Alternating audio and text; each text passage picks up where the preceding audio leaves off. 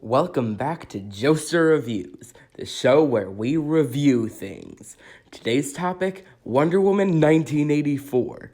And you have no idea how good it feels to finally be saying that because this movie has been delayed so many times. And it's just really exciting to finally be able to watch it. But how was the film itself? Well, it's time to analyze. Gosh, that was the least sexy sentence ever. Let's talk about the good. First off, what I saw as the greatest strength and what other people are going to see as the greatest weakness. Just how goofy the movie is. It feels like those old Christopher Reeve Superman movies. It just absolutely did not give a crap and spent most of its energy focusing on being a goofy, fun experience. And I've got to say, I have quite liked the recent style of DCEU movies not taking themselves too seriously. I am a sucker for this kind of movie, but I definitely understand that other people will definitely hate this because it does have plenty of cheese and some people are lactose intolerant. But that doesn't make the movie itself bad. Not every movie is made to everyone's taste, and that is absolutely fine. But this one was definitely made to my taste. But once you remove the goofy, whimsical nature of it, you're still left with a pretty solid movie, just not anything that's mind-blowing. The overall plot is alright, but pretty standard superhero stuff. It's not that it's bad, it's the stuff that doesn't do anything super new or creative. It uses the typical routine of plot device that can let anyone make a wish, but also comes with a cost. That has been done plenty of times already. Don't get me wrong, the movie was still very good and I still quite liked it, but I didn't have my socks knocked off by it. However, the best non-arguable positive of this movie is the acting. Gal Gadot has pretty much become the Wonder Woman, on par with Robert Downey Jr.'s Iron Man or Chris Evans' Captain America. I legit can't imagine anyone else playing this character. And she and Chris Pine have great chemistry. Those two work very well together, and their characters were also a fairly major positive.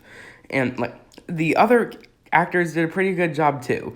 Kristen Wiig did a pretty good job as Cheetah and everything, but the best of the best was Pedro Pascal as Max Lord. Hold the phone because Ewan McGregor as Black Mask has been dethroned as the best acted DCEU villain. A sentence I'd never thought I'd say, but here we are. Every single thing this man touches turns to gold, and every time I see Pedro in something, I wish I had Disney Plus so I could just watch The Mandalorian already.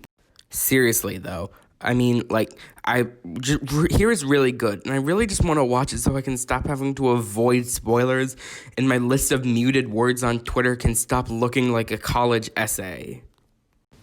And the things that have pretty much been standard good for most modern superhero movies are the action and the humor. On the humor front, my favorite parts were the whole Steve Trevor fish out of water stuff, most of which was revealed in the trailer, but there were still some very good bits that I didn't know were coming, especially that one scene where he finds out about space travel.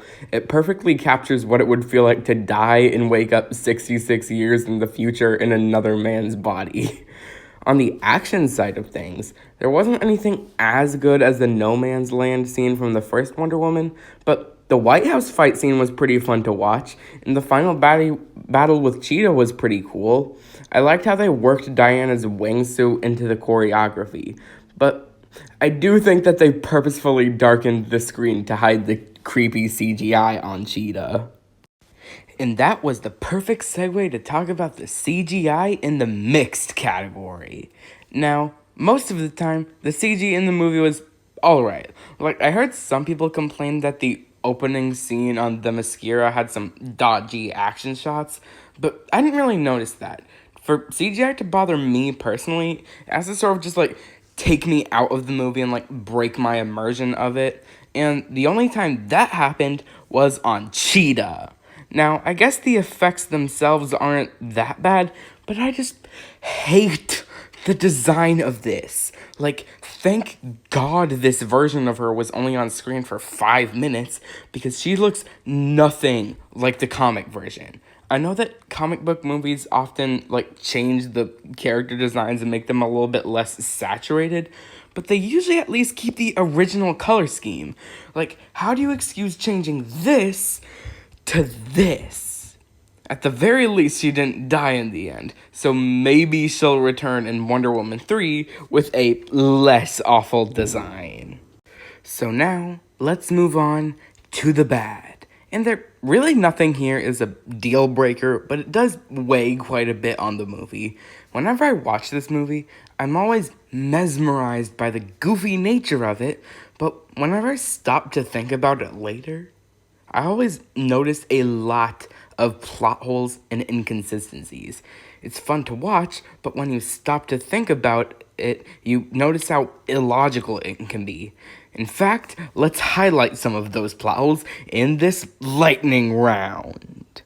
Planes today can't fly from DC to Cairo in a single day, much less in 1984. Why does every single person freak the hell out when the robber drops the gun in the mall scene? He wasn't even brandishing it, and nobody knew there was a robbery going on, so this reaction is totally overplayed. Most people wouldn't have cared that much about someone dropping a gun. Why does the movie treat Cheetah beating up the guy who harassed her as if it's crossing some sort of line? Her reaction to that was completely understandable. How is Steve able to fly a design of a plane that he's completely unfamiliar with in no prep time? Doesn't radar work based on electromagnetic waves? Simply turning the plane invisible shouldn't make it immune to radar. That's not how it works. None of the side effects for the wishes have any correlation with the wishes. It's always stuff like, hey, Diana, you made a wish to bring back your dead boyfriend, so naturally, you're gonna lose your powers.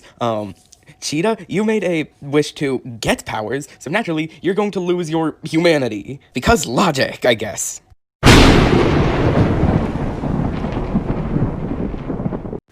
And the last negative I'm going to talk about is the opening scene on Themyscira. It adds nothing to the movie and actually takes away a little bit. It serves no narrative purpose except to very subtly deliver the theme of not taking shortcuts to the audience.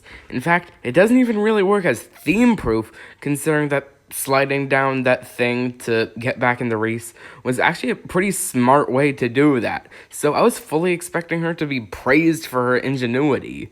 Diana never reflects on this scene, and it doesn't give us any new information, so it's useless as a flashback.